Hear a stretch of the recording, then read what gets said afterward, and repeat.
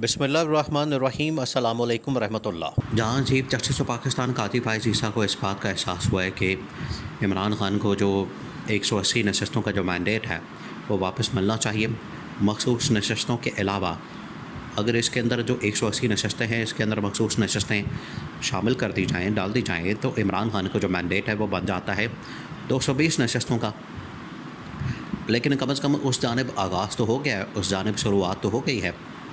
और इस्टेब्लिशमेंट के अंदर जो टॉप मिलिट्री कमांड है उन्होंने भी जब इस फ़ैसले का जायज़ा लिया, इस फ़ैसले की जांच पड़ताल की है, इस फ़ैसले को जांचा परखा है, और जो इस्टेब्लिशमेंट की जैग ब्रांच है जो कि लॉ के मामलात को देखती है, कानून के मामलात को देखती है, जब उन्होंने भी इसका जायज़ा लिया और इसके ऊपर जो अपना ओपिनियन है वो आर्मी चीफ जनरल आसिम के सामने रखा है कि ये आगाज़ हो गया है इमरान ख़ान को उसके मैंडेट की वापसी का, तो इस्टेब्लिशमेंट ने भी इमरान ख़ान की हिमायत करने का ऐलान कर दिया। इस्टेब्लिशमेंट भी इस वक्त मैदान में आ चुकी है और जब से ये फ़ैसला हुआ है, क्योंकि ये जब फ़ैसला आना था तो इस्टेब्लिशमेंट को पहले ही पता लग गया था कि इमरान ख़ान के हक़ में यह फ़ैसला आना है। लेकिन आप इसकी बैकग्राउंड को पहले समझें कि ये कितना अहम तरीन फ़ैसला था कि इस फ़ैसले को मद्देनज़र रखते हुए अब इसके अंदर 4-5 बड़ी बड़ी डेवलपमेंट्स हुई। जब ये मखसूस नशस्तों का मामला चल रहा था, इसके अंदर 4-5 बड़ी डेवलपमेंट्स हुई। पहली डेवलपमेंट ये कि कातिब फ़ाइज़ ईसा ने बड़ी कोशिश की, इस्टेब्लिशमेंट ने भी दबाव डाला और इस्टेब्लिशमेंट ने कहा कि कुछ कर काजी, कुछ कर।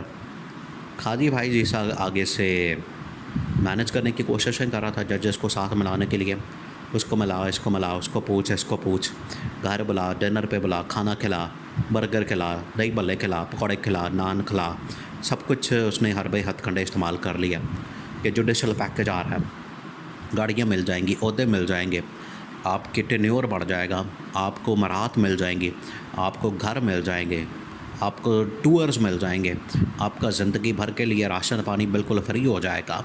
इस तरह की उसने बड़ी कोशिश की जजेस को मनाने की, नाकाम हो गया, वो सारा मंसूबा नाकाम हो गया।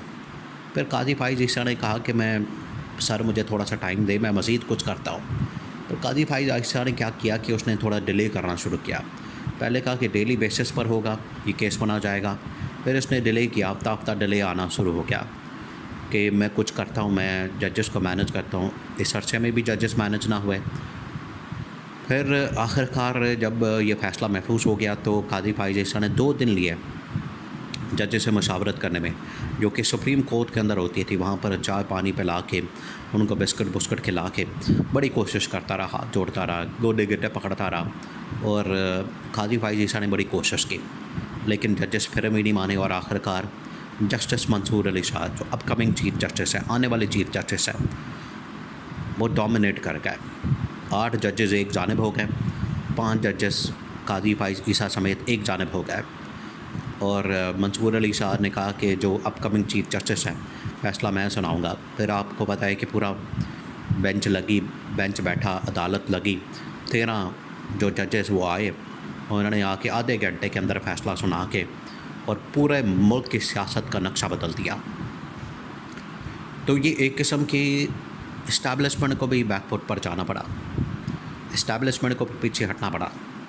और ये असल में ज़िम्मेदारी दी हुई थी इस्टेब्लिशमेंट ने इस हुकूमत को, आपने हमें ये करके दिखाना है, आपने हमें ये करके बताना है। कि इस्टेब्लिशमेंट के अंदर भी इस मामले को लेकर बड़ी हलचल और थरथली मची हुई है, क्योंकि बहुत सारे लोगों को ये टास्क दिया गया, ज़िम्मेदारी दी गई कि अगर आप ये वाला फ़ैसला अपने हक़ में करवा लेंगे, यानी हुकूमत के हक़ में करवा लेंगे, और ये वाला फ़ैसला अगर आप इमरान ख़ान के ख़िलाफ़ करवा लेंगे, तो बहुत सारे लोगों को यहाँ भी एक्सटेंशनों की ऑफ़र हुई थी, आपको भी एक्सटेंशनें मिल जाएंगी।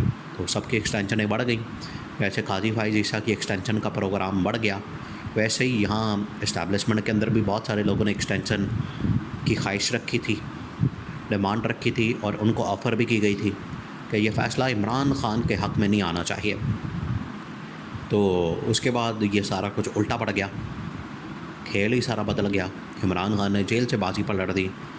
तो अब जो इसकी जैक ब्रांच है इस्टेब्लिशमेंट की, मिलिट्री की, उन्होंने ये सारा फ़ैसला पढ़ा जो तहरीरी तौर पर सामने आया, और जजमेंट के अंदर इस किस्म के रिमार्क्स, इस किस्म की लॉजिक्स दी गई है कि इलेक्शन कमीशन ऑफ पाकिस्तान, जो कि इस हुकूमत की बी टीम बना हुआ था, हुकूमत पाकिस्तान, ये नून लीग, शहबाज शरीफ और दूसरा ये पीपल्स पार्टी वाले, ये सिर्फ़ लोगों को ज़मीर ख़रीदना, लोगों के ज़मीर ख़रीद के उनको अपने साथ मिलाना, उनको ज़ोर और ज़बरदस्ती के साथ अपने साथ मिलाना, ये इनकी सारी ज़िंदगी सियासत रही है।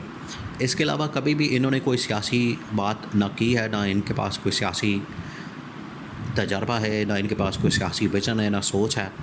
सियासी विज़न तो देखें पिछले 30 सालों के अंदर जो इमरान खान ने इस आवाम के साथ, कौम के साथ जो शऊर दिया है, जो सियासी शऊर थे कि ट्रांसफ़र किया है, और आवाम के साथ जो इमरान खान शाना बशाना खड़ा हुआ, फिर आवाम ने भी शाना बशाना खड़े होकर इमरान खान के हक़ में जो वोट दिया, उससे साबित हो गया कि अगर आप आवाम की सियासत करेंगे, आवाम को एतमाद में लेंगे, आवाम को आप साथ लेकर चलेंगे। हालांकि इमरान खान के दौर में महंगाई लोगों ने काफ़ी बर्दाश्त की, लेकिन वो फिर भी इमरान खान के हक़ में इसलिए थे, कम से कम इमरान खान ये तो नहीं करता था कि 2 नंबरियाँ, झूठे दावे और दावे किए जा रहे हैं, कुछ वादे किए जा रहे हैं, कुछ।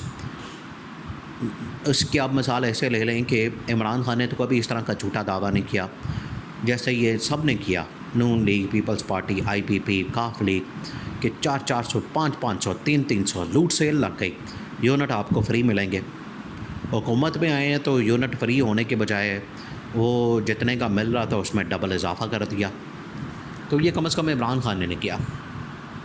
इमरान खान हकीकत बयान करता था, रात को 9 बजे बैठ जाता था और कहता था कि मेरे पाकिस्तानियों, ये मसला, अब मुझे आपकी सपोर्ट की ज़रूरत है।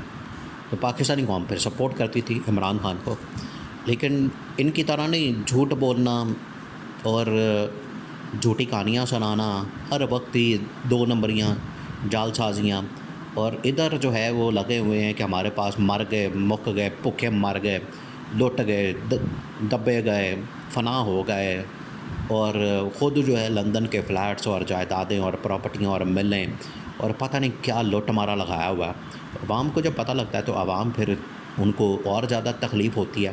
पहले इनकी वजह से इतनी तकलीफ़ होती है, जब इनकी लुट मारों की ख़बरें सुनते हैं तो और ज़्यादा तकलीफ़ होती है। तो ये वो चीज़ें जब इनकी असेसमेंट की जाती है इस्टेब्लिशमेंट की जानिब से, इस्टेब्लिशमेंट देखती है कि हमने तो बिल्कुल गलत जो घोड़े हैं उनके ऊपर पैसा लगा दिया। जब आप गलत घोड़े इस्तेमाल करेंगे, उनके ऊपर पैसा लगाएंगे, तो आप फिर पैसे हार जाएंगे। तो इमरान खान के लिए आज एहसास हो गया है कि इमरान खान को मैंडेट के वापसी के साथ साथ उसकी रिहाई के हवाले से भी अमल दरामद, नोटिफिकेशन, सब कुछ होना चाहिए।